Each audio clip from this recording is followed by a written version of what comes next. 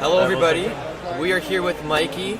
He is part of the team that puts on this amazing Sport Card Expo. So first off, tell me a little bit about yourself, what your role is in all this. Yeah, so myself and my team, we help Steve, who's the owner of the event, facilitate everything that you're seeing going on. As a team, we also work with certain clients here. For example, eBay, our team does the experiential for them. What we focus on is making a great experience for both our vendors and our attendees. And what I can say is over the last 4 years, we've seen the show more than double in size. We're now up to about 200,000 square feet, so it takes a lot of feet and bodies to run and maintain an event like this, but it's been great. It's 4 days. We're getting to the last 2 hours of the event, and it's still filled with people loving up their hobby, great vendors, and really excited to be here. So run us through the days, kind of the events happening. Obviously we have had a lot of people signing at the show, some big names. Yep. So run us through the different days and what you've been really proud of for this show. There were some really big wins for us. Obviously, the CSC zone in the back, the TCG area that was created with the esports and some of the cosplay that was going on there was a great addition. You saw that area packed throughout. We opened up that the entrance 3 for the first time ever. That worked really well for our vendors inside halls 3 and 4. This year, we've been working on a main stage for a number of years now. This year it really hit home. So we had a great level of Q&As going on throughout the event, and it was packed each time. Today we had Rob Van Dam up there, and people were just shouting along with him. It was packed. It was standing room only. So that was another huge win for us. And just seeing the app. I don't know if you've had a chance to use our native app at all. I think I've tried it out, yeah. It's a great way to find yourself around the show. It's really great for our vendors because if someone's looking for you, instead of getting a piece of paper and unloading it with like the smallest print, they can actually see. And then again, like the success of Hall 3 and 4. And I think the final big win for me is the amount of creators that we had come in. So we obviously had Coach Co and King of the Cards, who've been here many times, and Jay from Mojo Sports, who kind of made it their home shows. But we also had Chris Sewell from Baseball Card Collector, Dealer, Investor in that order. Dr. Collectible, we had Troy Reich, all coming in for the first time and Card Collector 2 having the best time at the show and really helping push that message to a bigger audience than just Canada, where we are the largest show in Canada at this point. Sure. And I think a lot of people have even said to me, those guys, because I'm close to them, just the content that I do and stuff. And yep. I went to the Jays game with Dr. Collectibles and Mojo the other day. They said that from their experience, this is the best show for collectors. I know Mojo mentioned in his last video how just that collecting feel here, it's not all about flipping for people at these shows. Yep. They want to be collectors. And a lot of them say this is the show in Canada for sure. There's nothing that compares to this show. No. Nothing. And it is, they say this is one of the biggest shows in North America as well. Like, if it's North America, it's the world at the end of the day. Yep. Because sports cards are the biggest in North America. But I wanted to ask you, obviously you have seen so much of this show change since, because how long have you been doing this for? I've been doing it since 2018. 2018. So you have seen it change since 2018. So that's 6 years. So what do you hope for in the next 6 to 10 years, 20 years? What do you hope to see at the Expo? So a couple things. I'd like to see us add even more vendors. I love the fact that in this show particularly, anyone with a great collection can be a vendor at the show. I'd love to see more endemic sponsors get more involved in the event. I'd love to see more manufacturers come. I'd love to see more brands who are involved in the industry be here doing cool activations. I think companies are going to have to do more to differentiate themselves within the space. Just setting up a booth is great, but doing some more great builds. Like you see Slab Sharks over there has a great build, and new companies like that coming into the space is really exciting. And then finally, just the continuation of the youth. So if you look around the show now versus 2018, you're going to see a ton more families than you would ever have seen before. So I'd say, 30% of our audience is now families instead of just individual collectors. I mean, I'm seeing a mom and her 2 kids walk by right now, and they're having the time of their lives. For sure. And I think you would agree that a lot of that is from social media, from these influencers coming to these shows, them promoting the shows, you guys having your social media, all this stuff. And I think I've talked to like Dr. Collectibles, or Collectible, Mojo Sports. Inspiring this next generation is what's going to keep the hobby healthy, not only in the next 5 years, but in the next 50 years as well. Yeah. And I think you would agree. 100%, and it's important for not just the shows, but the hobby cards and the hobby shops themselves. So Jeremy Lee and Chris Sewell were up on the panel yesterday, and they were talking about the experience 20 years ago, going into a shop, or 25 years ago. And it was like they were trying to get one over on you, and it's really changed. There's some awesome shops out there that have helped grow the hobby. Shows like this have helped grow the hobby, and obviously the content creators are a huge part of that.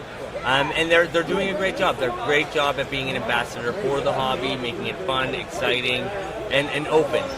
Those guys walk around letting fans hug them, talk to them, engage with them. They're really cool guys. So I want to ask you about the people, because obviously a big part of the show is the signers. So what is it process like of getting those people here, and are there any people who I know you probably don't want to give too much away, but like who would be your dream people to come to this show?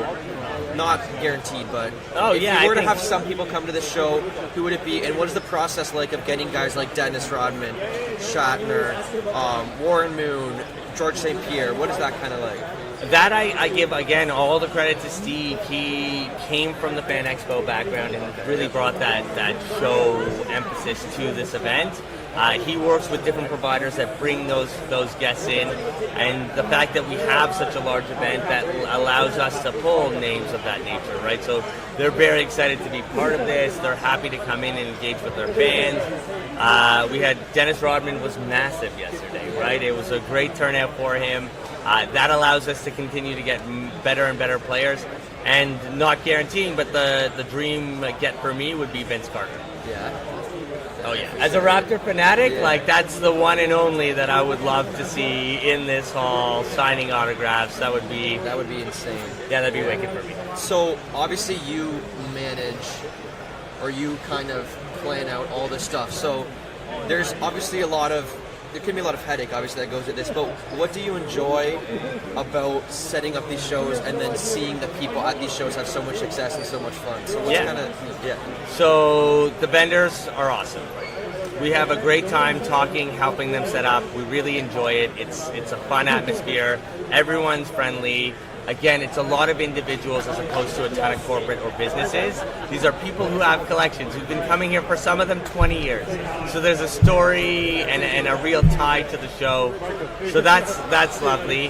And then the second part is like the fans who come in to collect their cards.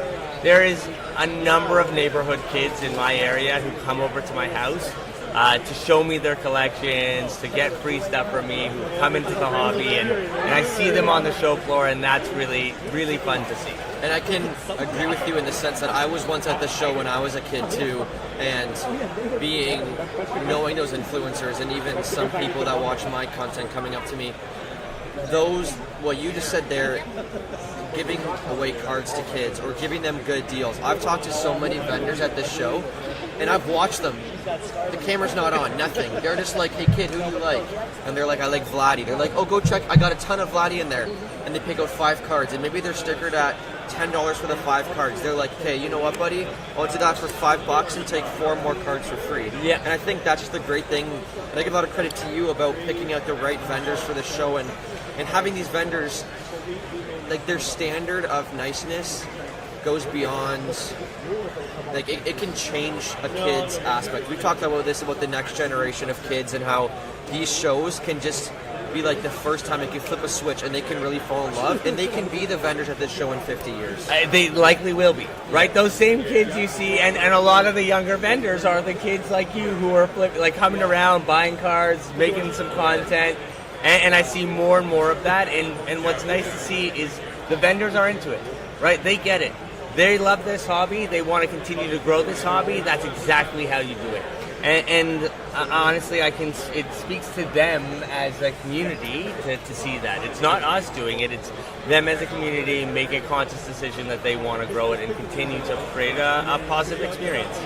So if someone is watching this who's on the fence of coming out to the show, they might see it as intimidating, or they might see it as just it's a large show. It can Yeah, be. it is. What can you tell the people at home that would make them want to come out to the show, to tell them that it's not as intimidating?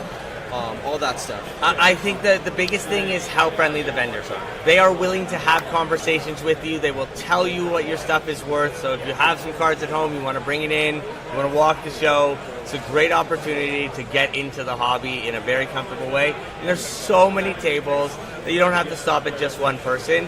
And look, it's a fun time. At the end of the day, there's nothing but a really good time. As I look at geared out to see just a group of kids walking each way around me, and it's nice to see. So nothing to be intimidated by at the show. Because I know even I, coming to these shows and seeing them from when I was younger to now, I even feel that the amount of kids at this show and the amount of like just different things at this show. We've talked a lot about this too in these interviews, and these shows aren't just one-dimensional. That's one thing that CSC is striving for as well. Yeah.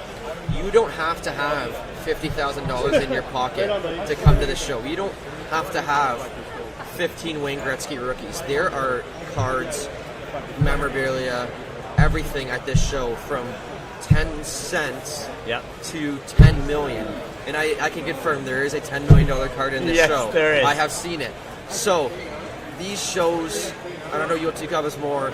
There's everything at these shows. So explain to the people at home all the different things that you've seen at this show. Yeah, and we can start from Hall 3 and talk about TCG. So there's the Pokemon, Magic, everything that was happening in your booth over there.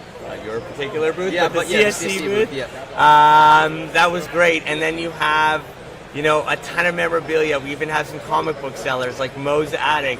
And then every sports card, as you were saying, there's stuff in penny and dollar boxes that you can flip through all the way up to the most expensive card you could find. What's really cool here is sometimes it's fun to just look, right? You don't have to spend $1 million to have a great time. You can look at cards and know you may never own them, but it's like looking at a piece of art. That's the way I consider it, especially when I come to shows like this. I'll see an exquisite or of LeBron or something like that and know that I may never own it, but I can certainly appreciate it in someone else's case. So the last question I have for you, before I wrap this up, is obviously you are one of the minds that puts on this amazing show. Mm-hmm. So you have obviously you're a collector yourself. What do you like to collect? And obviously it's very cool for you. So how do you feel that you're able to now run this massive show and you still have that aspect of collecting? In fact, it's enhanced that aspect of collecting. It's not like it's made it bad for me. I only buy more cards. I specifically collect Don Russ basketball optic, and more specifically purple scope to 95 rated rookies. Okay. So I have a very specific thing I collect. I also collect a lot of vintage baseball, and I'm just completed a set of the 2003 Topps Bazooka comic book series. So really cool. all of those, I'm just sending the last few into PSA for grading. So super stoked about that. But yeah, I love the shows. It allows me to collect. I always pick up a couple good pieces. So that is all the questions that I have for you today. I really do appreciate you coming on. I really appreciate you putting on this event. It just gets better and better every single show. Is there anything they could say? Shout out your company, the Instagram, all that. Tell people about the next show coming up, when it is, what's going to be happening. Yeah, a couple shout outs. Shout out to Steve, who owns the show and trusted our company to help him. Shout out to my entire team, who, without them, none of this would be possible. They are killing themselves to make this happen. Shout out to Jen and Dana from your team, who have killed it and killed themselves to make it happen over in the TCG area. Yeah, and shout out to you for all the content you produce for your company. I see you out on the Instagram all the time doing it at the show. So great stuff and great to be here with you. Yeah, well, I appreciate you very much for coming on. And one last thing. Do you want to tell the people kind of about is there anything about the next show, the spring show? Yeah, well, we're back here again in November, which is typically the larger of the shows because we have guests that are tied into the Hockey Hall of Fame inductions. Okay. So we get a ton of hockey players that are in the city and available to us, so it's always a great lineup. And then, we've got 2 more shows coming up. Next week we'll be in Edmonton, and 2 weeks after that we'll be in Montreal.